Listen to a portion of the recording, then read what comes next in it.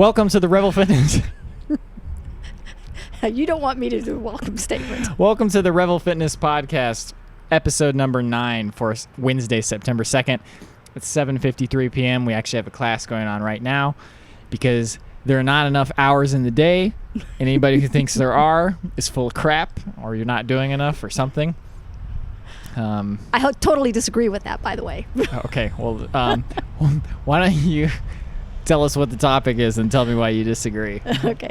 Well, the topic for today is letting go. And the reason that I disagree with that statement is when you are really doing the things that you've prioritized. So I really do think there is enough time in the day to do the things that you really need to get done. What I think, though, is that we think there's so many things we have to do that we really don't have to do. And then a second reason that I think that's wrong is because when you're really in the zone, time slows down. Like, I feel like it does. Like when I took ballroom dance lessons, on the nights that I was really able to relax and let go and just respond to whatever my instructor was doing, it really felt like the music slowed down. It was the same music that it was the last time, but the music just got slower because I was in the groove with it. And when we're striving and struggling to do something, especially if we're trying to do it under a deadline, it just seems to take so long, and there just isn't enough time when that happens. That's how I feel anyway. Well, maybe it's I'm trying to get too much done in one day, but I got up at 9 today, which is a little bit later than when I normally get up, and I have not stopped since I got up. Literally, I played Metal Gear for 20 minutes. That's all I've played today. Oh, you must be really disturbed. It just came out yesterday. Yeah, only 20 minutes today. I only had 20 minutes to play it. But I got up, immediately started working on a video I was fixing Dana's computer. Then I was working on a video that I had to do. Finished that, ate, and then I went to the Facebook seminar. Came back from that. Then I think that's when I played Metal Gear for 20 minutes. I don't know. It's like 9 o'clock. What time is it right now? It's 8 o'clock right now, and I haven't stopped since the morning. And I don't think that's enough time to do everything. Okay, well, maybe it's not enough time to do everything that you planned today or that you needed to get done today. But in general, I think there is enough time, as long as you are not. I mean, lots of times you run out of time. But why don't we talk about time? Yeah, let's talk about time. Today's episode is about time. Yeah. Well, time management, well, you know very well, it's not my strongest suit. I am late all the time. Although probably in the last 6 or 8 months I've gotten a lot better. I am late much less often. But I'm not stressed out about being late at all anymore. Mm-hmm. It seems like things are starting to fall into place. And I think it really goes back to the topic we were going to talk about in the first place, that when you finally let go. Let's talk about time and letting go. Well, I think they're related. Let's do a twofer today. Let's do a twofer. I really believe that part of the problem with when we can't accomplish something that we are trying to accomplish, or we can't get something that we're trying to get, we just try harder and harder and harder, and it almost seems like the harder you try, the further you push it away. Yeah. And when you finally let go and go, I don't care if I get that or not anymore, and then you forget about it and go on to do other things that you enjoy or you love or that you want to accomplish, then that thing that you were trying to get just suddenly comes. Yeah. See, here's, I think, especially in America, in our culture, it's all about, like, doing something to make something happen. It's all about the American spirit and, like, you know. Yeah, the American dream. Pounding your head up against that wall. Whoever works the hardest gets it. And I think that I've got so many different conflicted feelings about that, because on the one hand, I love working hard towards something, but I hate having to work hard at something. See the difference? Oh, yeah. Like when you feel like you have to work hard at something just to do it, or you feel guilty if you're not working hard at it. I hate that. And also, I feel like sometimes when I work really hard, I get what I want. And then other times I work really hard at something and I don't get it at all. And I'm like, why am I doing all this work for it?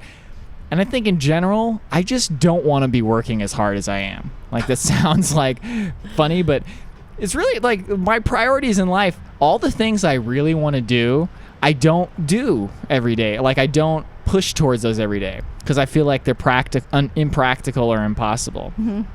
Yeah, I think that many of our social mores or whatever are designed to make us think you always have to be industrious. Yeah. You have to be contributing to the machine of making the society work. And not all cultures are that way. Yeah. Lots of places have lots of vacation time, lots of, not even vacation time, but, just time during the day when you rest, when you're not trying to prove yourself or make something or sell something or accomplish something. And we hardly ever in this culture teach people to sit back and relax and let some actually creativity. get to enjoy like the fruits of your labor too. Exactly. I do believe that there are now more and more companies that are looking at the science of rest and recreation, which by the way is recreate. Yeah. There's funny. something. It's words like when you see the hidden meanings in words, it's like the truth about things is always staring us in the face, but we don't really realize it, Yeah. So the benefit of being able to let go of what you're doing, even for just a moment, really makes a huge difference in how well you can do what it is you were trying to do. Or sometimes you let go and you realize that thing that you thought was so ultimately important turns out it wasn't really all that important at all when you stopped trying for it. And you're like, oh, I don't have that in my life and I'm not striving for it and I am perfectly happy. Yeah. I don't even know why I wanted it in the first place.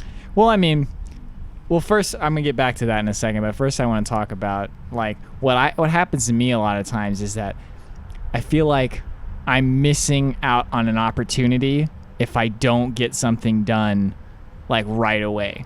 Like an example is today I started the Facebook ads for the studio. We've been open for 5 years. I've run like one Facebook ad that I just randomly did for like a week and I put like $20 into it. We haven't been running those ads for 5 years. And you learned how to do it today? I learned, well, yeah, I learned like the details, but I like suddenly today I was like, oh, I got to do it. And then I was like, if I don't get this done today, we're sunk, You are kind of like that. You're like it's either really good or really bad. There's not a lot of in between for you. You've always been like that. I want to be like either a little bit more in the middle or just on top. Yeah. Like, I've said this before, but like I fully intend and believe in like my heart of hearts that I'm going to be like the healthiest person on the planet and also the most successful person on the planet. Like, even though like my actual actions don't always speak to that, and my belief about it is always like, yeah, I'll eventually get there. Well, and I believe you will.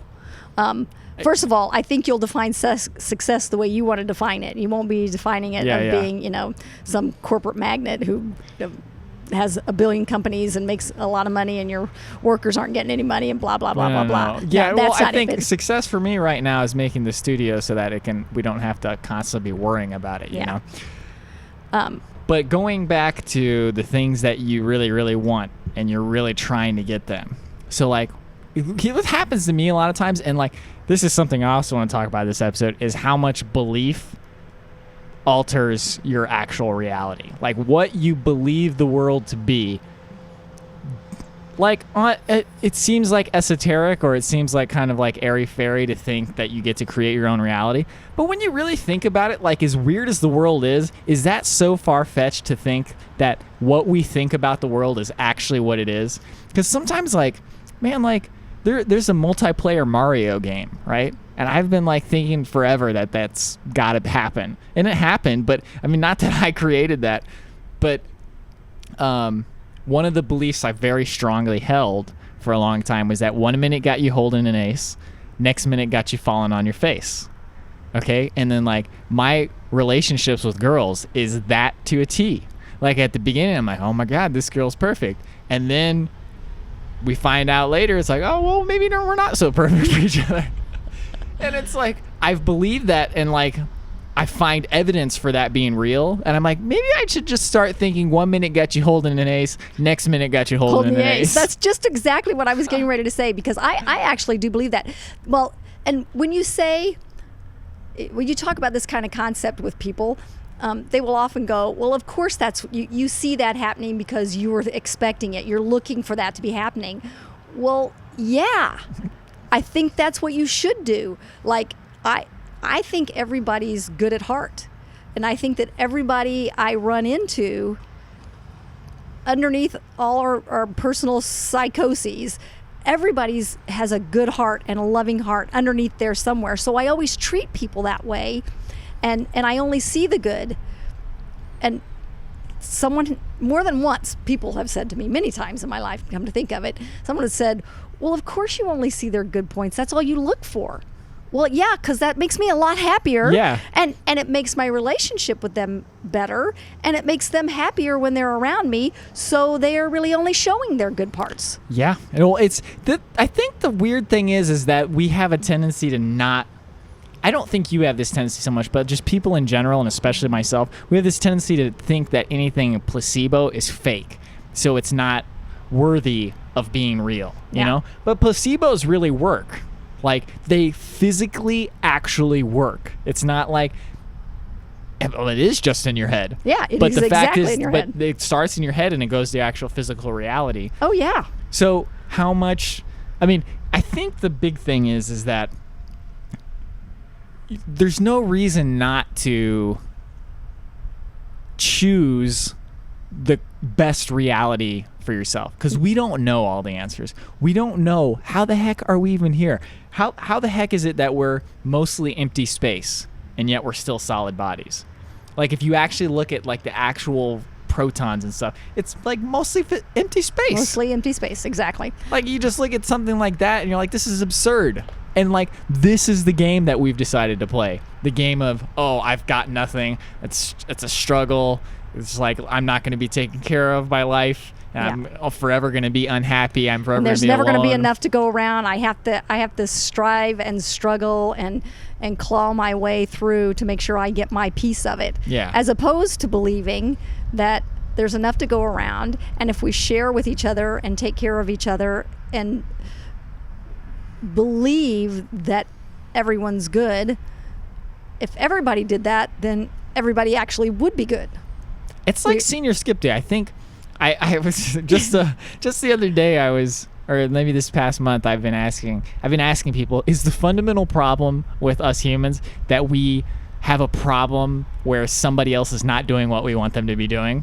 You know, it's like, is that just the fundamental problem that other people aren't doing what we want them to be doing? Well, yeah, it's because we disagree with reality, and we think we know the reasons why, and we think because what our preference would have been if we knew how everything interacted really well. Our preference is that you do this thing that I want you to do, and you don't do it. And so I think that something bad has happened, and it shouldn't have happened that way. Right. Instead of going, okay, that is the reality. So that must be what's supposed to have happened, because that is actually what happened. Yeah. Instead of disagreeing with reality.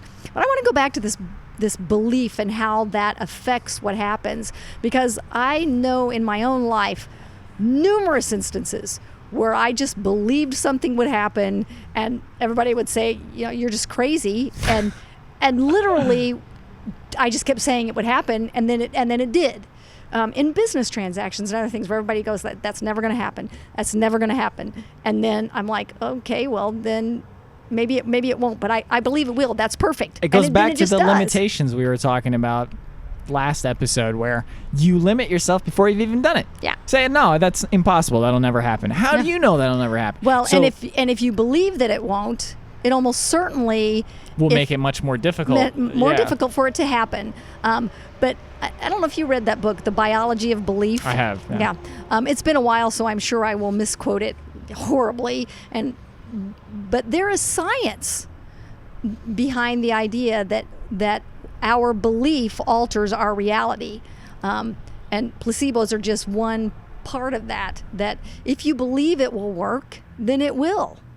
If you believe it won't, it definitely won't. It definitely won't. You know, I think here's my issue, okay, is I know this. It has been demonstrated to me countless times. I can't get myself. Well, I'm getting better at it, and I think I'm right there on the cusp right now. But to every day say to myself, no matter how grim it looks or how slow the progress is, to say, yes, keep believing in what you're doing and keep going. You will get what you want. Yeah. And to enjoy the process more and to not worry like about the outcome so much and be like, that's still why don't have this, don't have that. That's why I think that once you let go of the striving and the struggling, I mean, when you're striving and struggling and fighting and clawing and grasping for this whatever it is that you want, you are telling yourself and the universe, this is a difficult thing for me to get. You're also telling the universe that you don't have it. Yeah. And apparently, like, a lot of people, like in the, what's the word? Kind of the new age self-improvement community, they say that you have to be that what you already want to be. And it seems really counterintuitive, but you just be what you want to be, and then it'll come into your life. Yeah. And it seems kind of like too mystical for like myself and a lot of people. I mean, more and more I'm just like, well, the hard edge approach of just keep banging at something doesn't work that well for me. So I'm willing to try this other method of just like believing in it, you know? Yeah. And getting back to pulling all that back into the notion of time, like we always, if I ask you now, okay, I think that if we keep doing what we're doing, we'll be successful in 5 years. I know that every ounce of you would go, oh my God, I cannot wait 5 years for this to be okay. Right. But 5 years ago, we were just starting. Right. And it seems like yesterday. It doesn't feel, at least to me, it doesn't feel like a long time. And the road we've taken hasn't been the straightest path to success, but the energy left us for a while, or that sound kind of new agey too, but the energy of our studio and our partnership changed. I think this is like the line in the sand that needs to be drawn right now. Okay, is the universe just cut and dry? You work hard, you get it, and it doesn't matter what your mindset is, or is it actually the classes are ending? Let's take care of that real quick. Okay, draw your line in the sand now. It is time right now to draw the line in the sand, okay? Because it's always like we're trying to like apologize for like new age stuff. I don't ever know if I fully believe in everything like the new age, like, oh yeah, if you just believe it, you see it and all this stuff.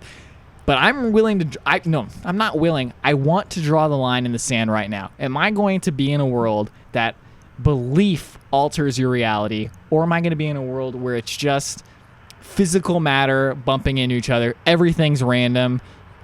The only way you can make anything happen is to physically alter it. Your thoughts have nothing to do with it. Or so here's my thinking on this, and I don't want to be too so this you can't say I don't want to be too. You got to just say. I mean, I am going to say this because I don't think there is any way for it to be anything other than your belief. Even if for your reality it's just random. If you believe it's random, it is. Okay, so here's why I don't think that it is just how hard you work and the luck that you receive, or how good of a person you are. There are people who work 18 hours a day their whole lives and never get the quote things they were trying to get. Right. So if just working hard enough was all it took, or taking the right medicine, or eating the right food, or any of those things, if that was enough, then everybody who works hard and eats well would be magnificently successful in whatever way they want to be. Right. But the people that are successful are those who choose the definition of successful that has more to do with what's important to them, and then believe there's no possibility that they won't get it. Okay, here's my thing. Is like I need a cosmology that works in all instances. So like the problem I have is like there's people like in Africa working in a diamond mine, right? Mm-hmm. What do they do? Like Have they just not been told you believe hard enough you'll be able to get out of that situation? Or I think 99% of the world's population actually has not thought about there's anything other than that they are a victim of life.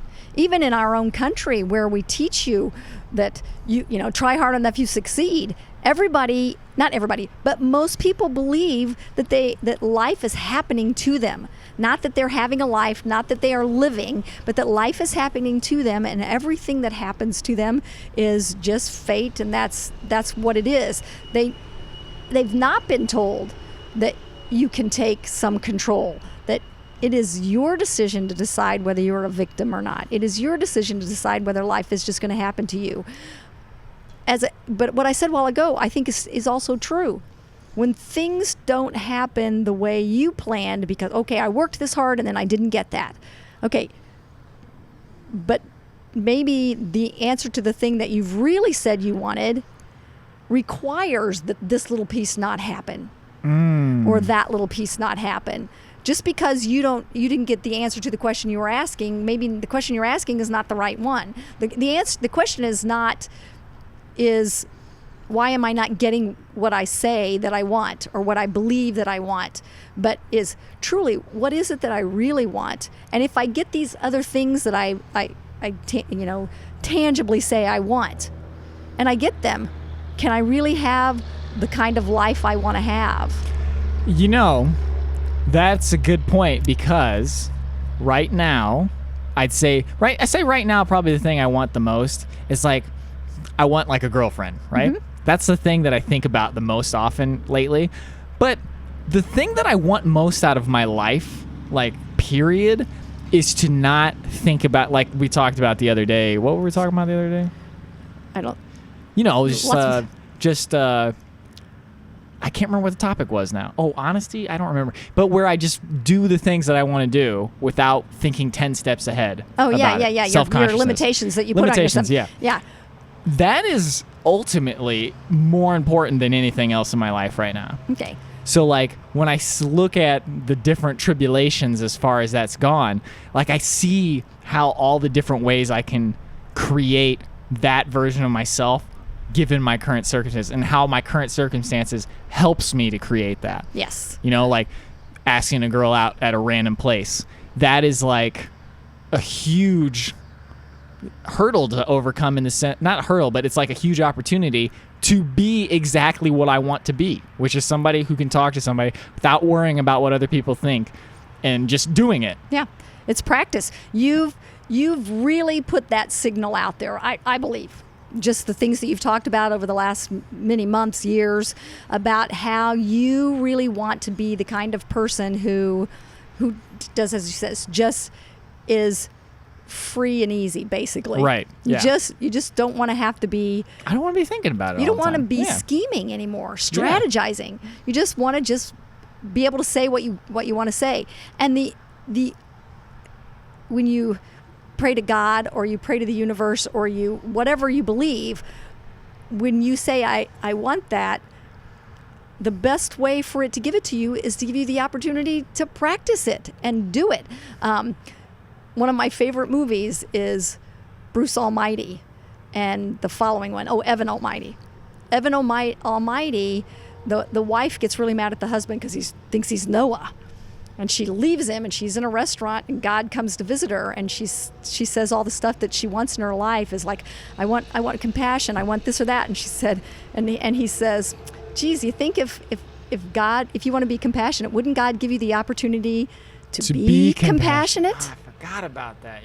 Yeah. And if you say, you pray to God, I want to be sincere, which I think is really what you want.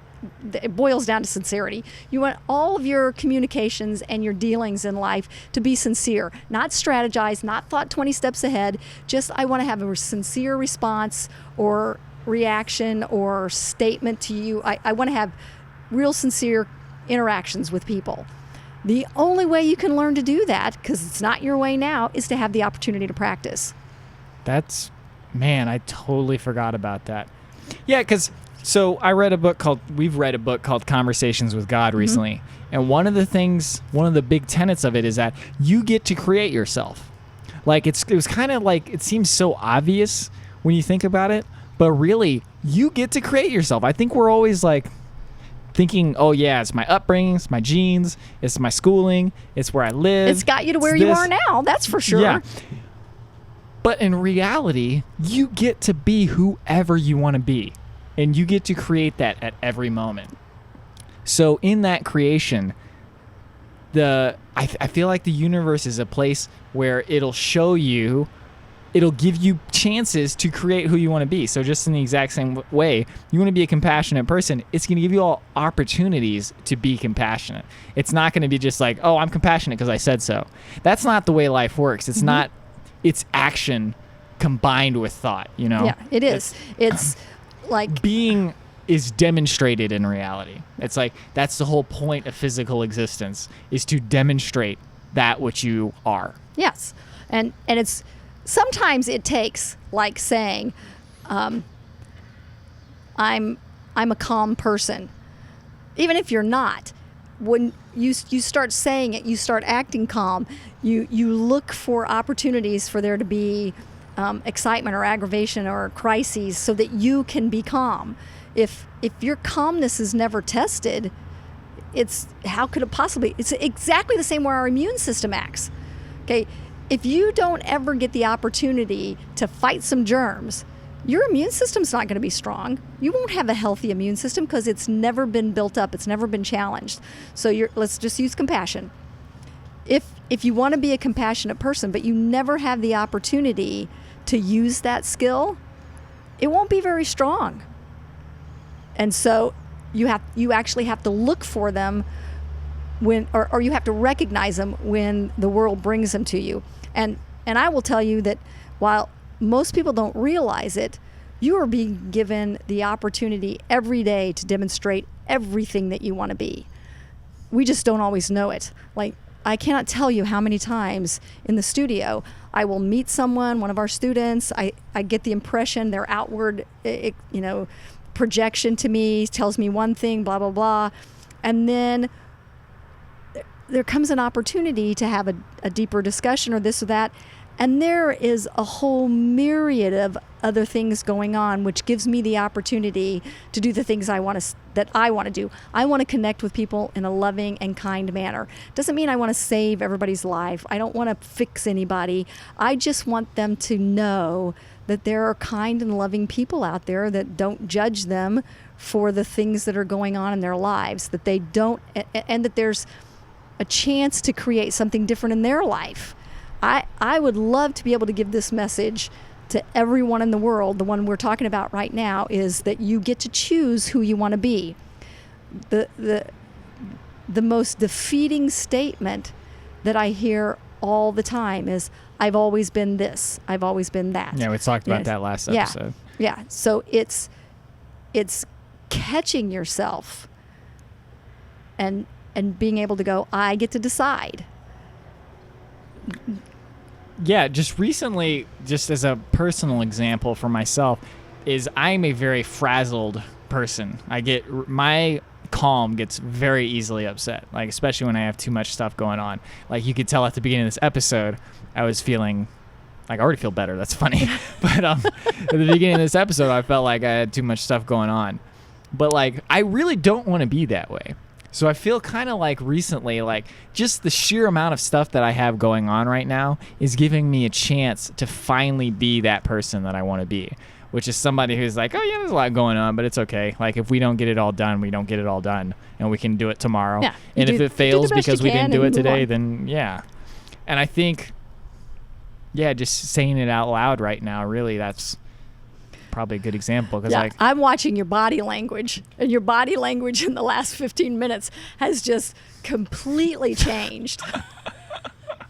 You're like, all over the table, and now your shoulders are relaxed, and you're like you normally are. And I think it's just recognizing that two things: you get to decide, what the kind of person you want to be. And once you decide that, you will get every opportunity to learn it and practice. And then one day suddenly you'll go, oh, I'm like that. That's Yeah. how I am now. Yeah, yeah. And maybe you'll decide you want to be something else later. But unless you have some awareness of the fact that you can choose who to be and that you'll get the opportunity to practice it, you never will. So for you, you're right at the cusp of really putting that into daily practice. I think you are putting it into daily practice, Yeah. but It's lots just of right things now, it's escape like you. undoing the old ruts. Oh yeah. Like I'm still undoing a daily task to undo the rut of worrying about what other people think. It's so automatic. It's like I don't even see it, you know? Yeah. And for me, as I'm watching you do it, you may not realize it, but it's helping me practice my things. That are, some of them are similar. Some of them I've been working on a long time, so I don't have as far to go, or they're completely different, and I got to start all over. But even just my technology stuff, I have a Fitbit. I look at it all the time. Some things I don't know how to do, like I set an alarm for 2:00 today to make sure I went to pick Tiffany up on time, and then I didn't know how to turn it off, and I shut off the phone and took it out, and I don't think it does anything when you take it out of the band, but it finally stopped. And then somebody else told me today, you just shake it and then it turns off. But I was like tapping it, and I don't know what to do. It was crazy. Yeah, so I don't know what our topic actually is today. I guess our topic is just the daily musings of... Yeah, maybe. And what we wanted to talk about, we said we were going to talk about letting go, and I don't think we've got strayed that far from that, because in the context of what we're talking about, we'll use the compassion thing again. Okay, if you're striving for something, and instead of saying, I haven't gotten it yet, you're just looking at every single one of those as an opportunity, you automatically stop striving. You stop struggling. You stop that frazzled, I'm not getting it. So you're asking girls out or talking to girls. Now if you can keep in mind that every girl you see, whether there's someone you're interested or not to, is an opportunity for you to talk. It's an absolute opportunity. And just a numbers game. You talk to enough people, you're going to meet some people that you can click with. I think that's kind of the big thing is, no, it's like, because getting to the goal would be fine. But you've established that when you focus on the goal, it's like turning a dance into trying to find a place on the floor to be. It's true. That's true. Yeah, you cannot focus on the goal, because your ultimate goal in life is different than these not minor, but steps along the way. Steps, yeah. No, your ultimate goal is to be a person who's sincere and himself all the time, and that you spend the majority of your life living a joyful life in the way that you think is appropriate, as opposed to wasting any time doing something else. I don't know if you remember this from when you got ready to go to college and you wanted to study, video or TV movie making. I don't remember. Mm-hmm. But you made the comment, well, maybe I should go into business, like accounting or something, because I don't want to waste your money studying something that I might not be successful at. And I went, I don't want to waste any of my money or any of your life for you to study something that you don't like. Yeah. Like, how absurd would that be? Well, it's especially absurd because you can do anything in this country. Yeah. Like, it's like not even like we're like in some type of like even close to poverty, If you're in a position to go to college, like if you do anything but what you want to do, it's like an insult to all the people who are even worse off, or who are actually worse off, Yeah. I don't know. I'm going to have to probably talk about that a little bit more, because I don't really know what you mean by that. It doesn't matter. The point is that I don't know what the point is. Well, the point is that the ultimate goal in life is to take advantage of the time you have. There you go. Like I don't want to die. Even though I'm no longer afraid to die. Maybe if I were about to die, I would think differently. But right at this moment, Well, I mean, your survival instinct would probably kick in. It would kick in. But whatever time I do have on this planet, I want to make sure that I'm getting the most out of it. Just like when I go to a seminar. Okay, if I'm going to spend 2 hours at a seminar, I'm going to learn as much as I can. I'm not going to be spending the time doing something else or fretting because I'm having to sit there for 2 hours. That's really weird that you say that, because at the Facebook seminar today, I was like really engaged and I was like paying attention, and it's like the time flew by. I was there for like 2 hours, and the person in front of me was on Instagram and Facebook the whole time, which I thought was ironic. That is ironic. But I was like, does he already know all this stuff? Because like I was learning all this new stuff, and I was like, dude, I wouldn't be able to pay attention at all. And I think maybe it's just like intentionality. You know, I think that's another big thing is like, I don't want to just, I think that's also kind of the problem I have is when I get too busy is like, I feel like I'm just being pushed around and like my intentionality is kind of being thwarted. And I think that's like the big thing is like, I want to do the things that I want to do, and I don't want to be limited by them, because I don't think the things I want to do are bad. I think they contribute to other people. I think they contribute to me. And I think that's kind of the same for everybody. It's like, if everybody like pursued what they really were interested in and what they really like got satisfaction from, that'd benefit everybody. But like when people are unhappy, it's like, it doesn't benefit anybody. It doesn't benefit you. Doesn't benefit the people you interact with. None of it. So like when I went to Target the other day to pick up Metal Gear. So quick side note, Metal Gear Solid 5 just came out yesterday. And this poor guy only got to play it for 20 minutes today. Yeah, I played it for 4 hours yesterday though, so it's not too bad. But say the second? Yeah. Oh, wow. Just came out. I got up at like 7 o'clock, and then Target was opening up at 8. So I got 10 minutes early to Target, and I was waiting at the door. I was so excited. I was like a kid waiting to run into a candy store.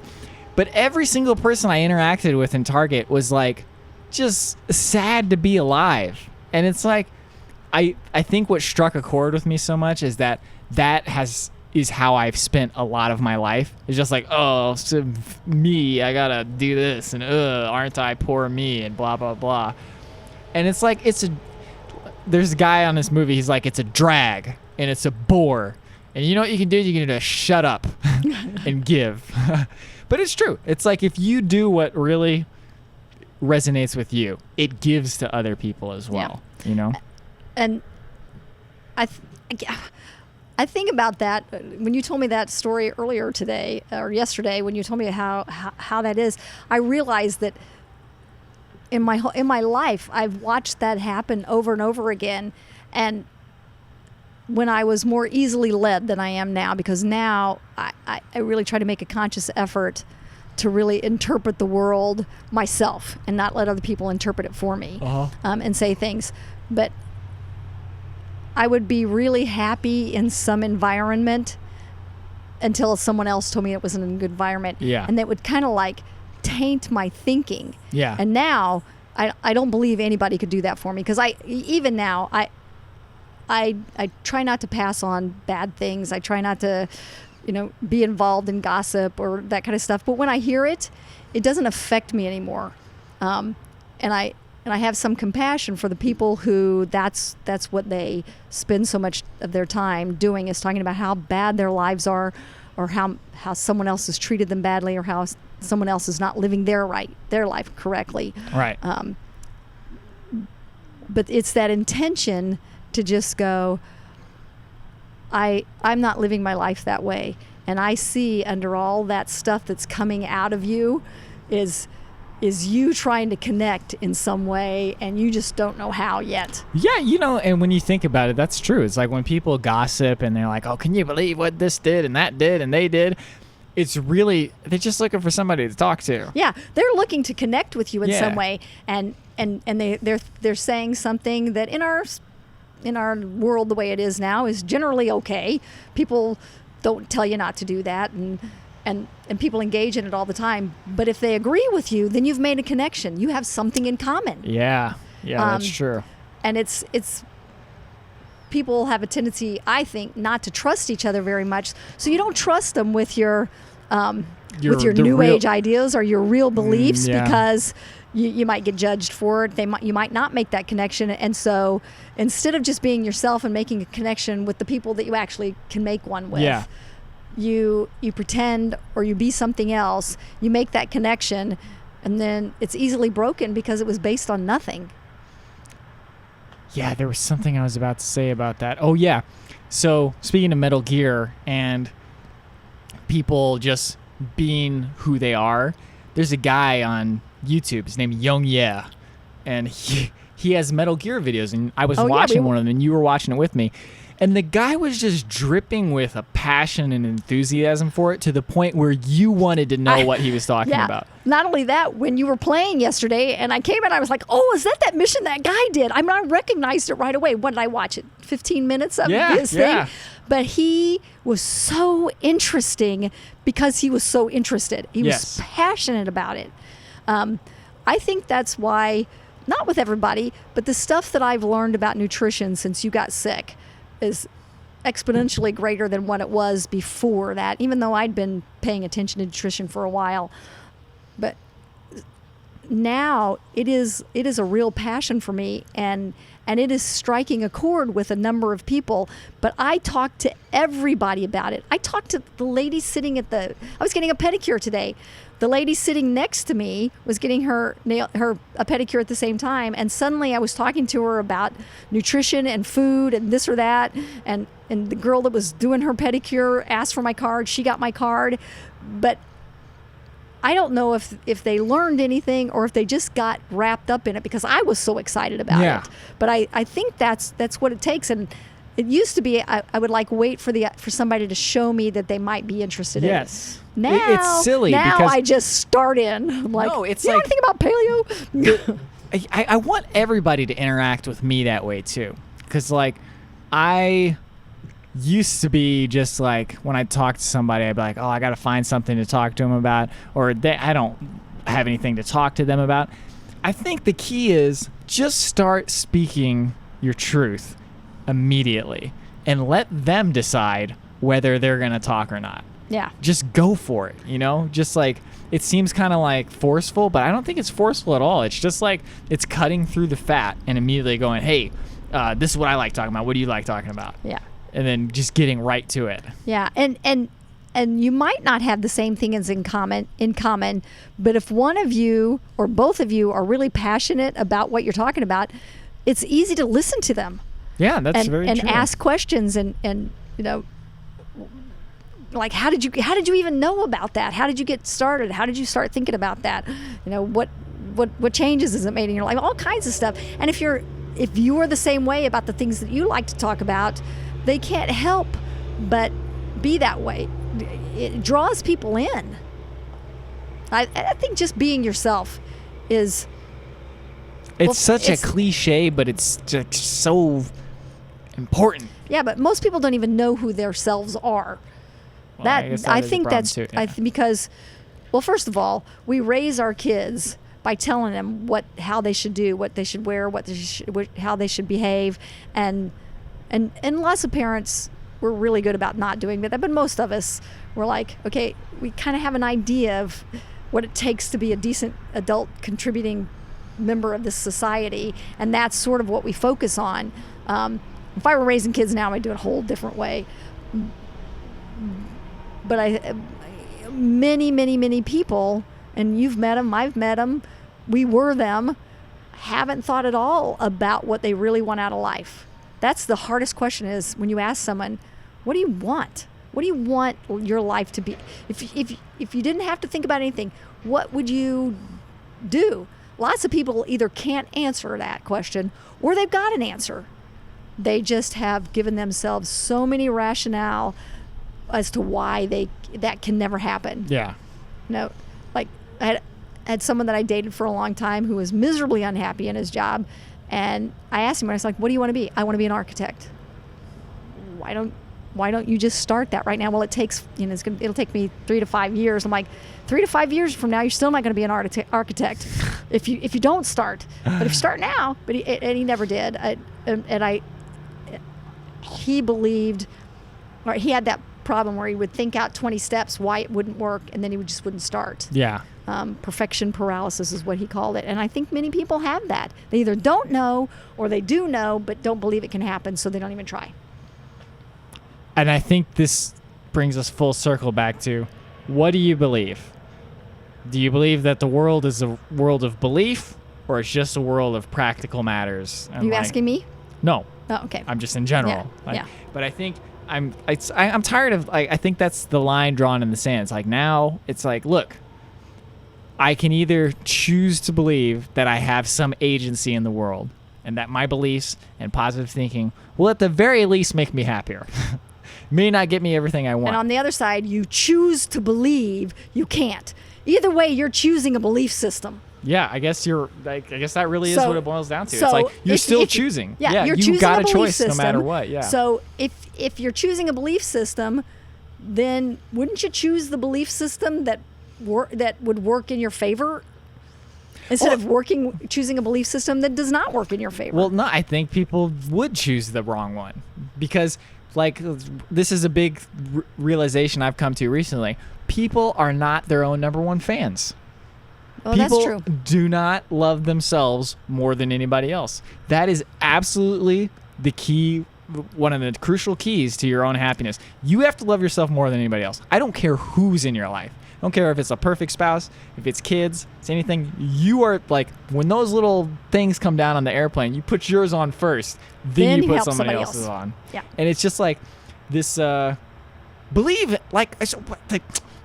Gotta believe in ourselves, man. Yes, we do. And I'll take it straight to Christianity. I was born and raised a Lutheran.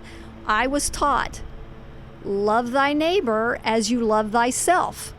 Now, unless you love yourself more than anything, like you have a perfect love for yourself, I'm sure that God or whoever wrote the Bible didn't mean for you to not love your neighbor very much. They meant for you to take good care of yourself, to love yourself, to know that you are good and love yourself, and so love your neighbor that same way. I think a lot of people do love thy neighbor as they love themselves because they can't stand themselves and they treat their neighbors like crap. That's true. I think a lot of us can't stand ourselves. And it's like, I don't blame you. Like, I understand where you're coming from. But I think it's just like, I want to give people permission to be like, yes, you are great, man. Just like, I don't know. And it's okay for you to know that you're great. Yeah. And it's okay for you to feel that you're great. It's okay to feel that you're nice. It's okay to feel that you're talented. It's okay to feel like you're creative. It's okay to feel like you're hardworking. It's okay to feel like you're everything that's good. Yeah. Oh, because like, why do we own up to our bad stuff? Like, oh, I'm this, and that. But then all your good stuff, you're like, no, I'm none of those things. Yeah. The false modesty. The false modesty is like, there's no point in it. Well, because false modesty practiced for very long becomes true mediocrity. Well, not even mediocrity, but self-hatred. Oh yeah. You start you start putting yourself down enough, and in my opinion, the only reason you do that is to try to build somebody else up, like as if you being bad would make them feel better. Yeah. It's like when we first started teaching Zumba. Oh man, that's really funny. Yeah, tell that story. We were so trying to, no, it's like we didn't feel like we were worthy to be up there. Like, I remember specifically, I taught classes and I'd be like, oh, do you want to come up and teach this with me? To people who's like, what on earth was I doing? They're there to take my class. They're not there to teach the class. Yeah. And it's like, we have this, I don't know what it is, man. It's like, but I'm sick and tired of it. I'm not going to take it anymore. Yeah. Well, and for me, now my background's ballroom dance. I have some hip action. Yeah. But for a long time, I really moderated it. Even sometimes now, when I'm teaching a class, I will find myself not going all out because I want to make sure that people don't go, oh, I can't do what she's doing, so I'm not doing anything. But I have found that people actually really enjoy that because they're doing the best they can, but there's some mirroring going on. They feel like they're doing what I'm doing, and it makes them enjoy it more. Yeah. Or like Heidi Garza, for goodness sakes. No one in her class can dance like her. Right. But her classes are really crowded. She's down in Evansville. If you're ever down there, you should take her class. She's going to be here on September 12th. Oh, yeah, September 12th. And Robbie and I are going to be her backup dancers while she sings. And she's also going to have a Zumbathon here at the studio, which we'll make an event for. So I guess the thing is that I didn't want to show off. I didn't want, because I've been told my whole life, don't brag on yourself. Somebody else will do that for you. It's not good for you to say you're good at something. But we are good at things. And sometimes no one will ever know it if you don't tell them, or you don't get an opportunity, if you don't show them what you're good at. But there's nothing wrong with that as long as you're not doing it in the spirit of I'm better than you. I'm better than you. Yeah. But nobody ever is. That's the thing. It's like nobody ever thinks that. No, some people do. Oh. Yeah. Well, and you might not have been in that, and I wouldn't say here at the Zoom studio, but in life in general, there are certain people that will do everything they can. But that's like the quote superiority complex is totally so afraid someone's going to discover what they believe about themselves, which is that they are totally inferior. I find that to be 100% true when that happens. And so when someone is being obnoxiously braggart or something like that, I always feel really sorry for them. I do. I have compassion for them because I'm like, okay, there's some wounds in there somewhere. So yeah, they don't bother me at all. It doesn't get my ire up at all. I just go, yeah, I understand you're hurting. Yeah, it just seems like an elementary school type of thing. Unfortunately, we don't teach each other that in elementary school. No, I mean, that's a elementary school behavior that I used to see all the time, but I always feel like that I have this strange thing that when I overcome things, I feel like everybody else has too. You have said that recently. That's like how come anybody's still eating sugar? I quit. Yeah, I quit eating sugar, and it just baffles me that people still eat it. I'm like, how could you eat that? But I ate it in tons, and I can perfectly understand because I'm sure there's people who told me before, yeah, don't eat sugar, that's really bad for you. And I was like, yeah, I'll eat a whole thing of cinnamon rolls in one day. Feel like crap. I remember when I was having trouble with it, and you went like, there'd be like a cake at our house, and you'd go, you can't eat that, Mom, but I'm young, I'm healthy, I can eat all of that I want, so don't eat that. It'll make you feel bad. And then you just would scarf it down. And frankly, at the time, I believed you were right. I was, yeah. I mean... But your body the power decided. Of belief is powerful enough that I could do it now, but I'm not going to risk that. My power of belief is not that good anyway. So. Well, I choose to believe that my power of belief is that strong. Yeah. Well, your power of belief is very strong because it has created the reality you have. You have believed you would be judged in every circumstance. Oh, that's true. Yeah. You've even told some stories here, your yellow jacket story. You knew someone was going to say something. You believed it and it happened. Yeah. Had you had a real, honest, sincere feeling that everybody was going to think that was the best jacket on the planet, you'd have gotten a lot of compliments. Probably. Yeah. No, I don't know. Oh, I believe you would have. But I drew my line in the sand a long time ago. I really do believe that what I believe will determine the outcome of my life. I think the other thing is like. It's you can look at somebody's life and it's like, well, how well is that working out for you? Yeah. Like, I've yet to meet a person who has a negative feeling about life and like has like a pessimistic feeling about life, living a life that I'm envious of. I've yet to find it. Like without fail, this is not even close. Like the lives they're living, I'm like, if I were living your life, I don't know what I would do. I would exit. I would exit that life one way or the other. Yeah. And well, I agree with that wholeheartedly, and it is sad to recognize that, and when it bothers you, I know this. We've talked about this a little bit before, but when you see something in another person, and then it really annoys you or it aggravates you or whatever. I truly believe it's a mirror you're looking at, and you're going, oh, I cannot be like that. Every single time. Yeah, no, it's like every time somebody bothers me, it's I don't want to be that way. You know, it's like it's a mirror. Like whether I am still being that way. Recently what's been happening is I used to be that way. And I see it in other people, and it really just like I can't. Like it's not so much it bothers me. It's just like I'm just really hyper aware of it. Yeah. I'm like, oh my God, that was me. That's me. Don't do that again. Yeah. Like that's not who I am anymore. Yeah. Now it's just a reminder to you for you to go, ooh, I don't want to be that way. And I hope you get out of that soon, because life is better when you don't feel that way. When you have something so hurt inside you that you really feel the need to express that negativity or and well, usually for me, the one I see is just people being lazy bums who feel like they can't do anything and they don't work hard towards it. that's not judgmental at all. What do No. you mean being a lazy bum and not working towards it? I don't know what you mean by that. I mean, just like I see my own lazy bumness in other lazy bums, and I'm like, you just like, you just want it to happen, but you're not willing to put in the work for it yourself. Yeah. Well, there is some of that, and there's a lot. I mean, just whatever it happens to be. Yeah. I'm just saying that. When that happens, that's a reminder to you. Yeah. Yeah. Yeah, I can always tell if I've still got the issue because I get upset with somebody when they do something.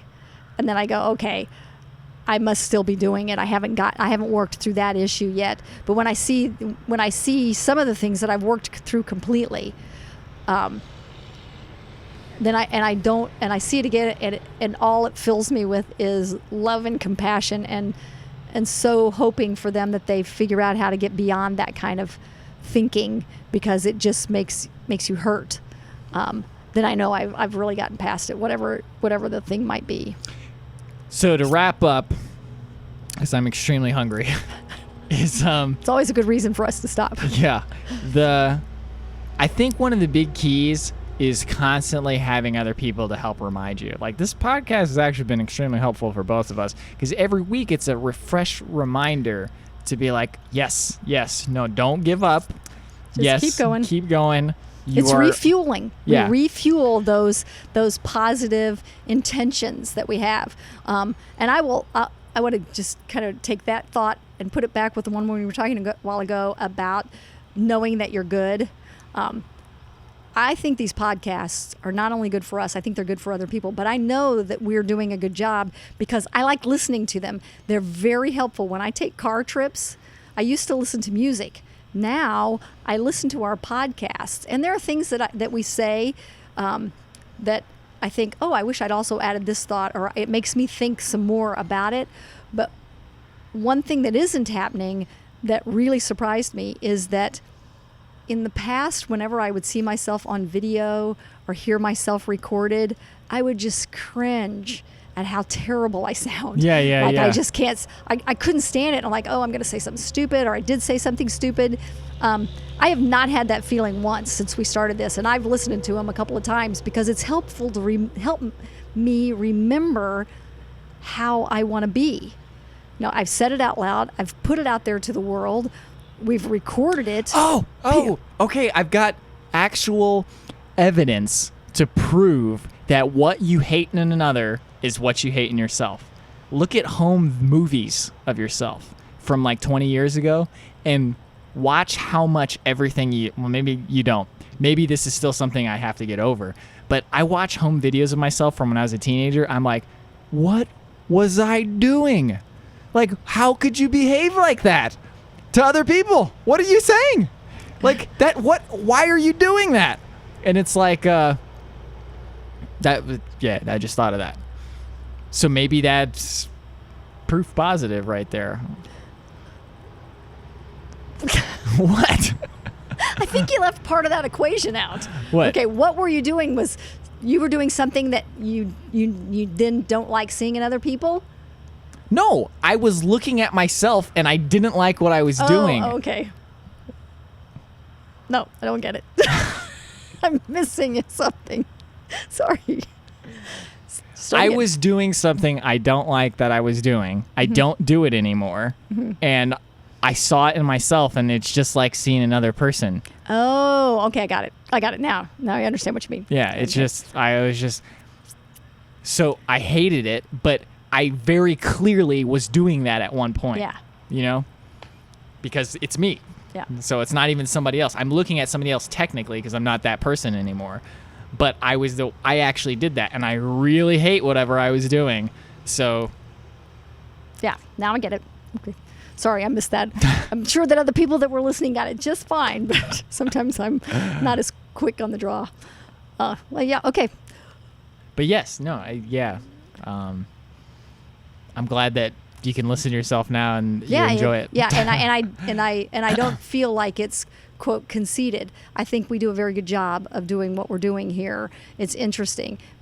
I hope that there are other people that like it. I do know, some people that listen to, they wait for it to come out. Like if we don't get it out on Wednesday, on Thursday, they're like, "Where's the podcast?" Like, oh, sorry, we got busy. I haven't looked at the stats. I actually don't know who's listening to it or not. I don't know either. The only person I know is Chris, who listens to it. Yeah. Oh, I think, does Ronnie listen to it? Okay, well, I know Chris and Ronnie. Oh, Liz listens to it too. Yep. If they're all listening now, they know that I know that you know. But you know that I know that you know. Okay, so that does it for today's episode. I think I'm going to go eat and go home and sleep. Yeah. I'm going to get my stuff together for the Middle School Clay Challenge tomorrow morning, and then I'm leaving for the weekend. So cool. Everybody have a happy Labor Day, and I'll see you on Monday. Okay, sounds good. Whoa, that's a big bug. That is a big bug.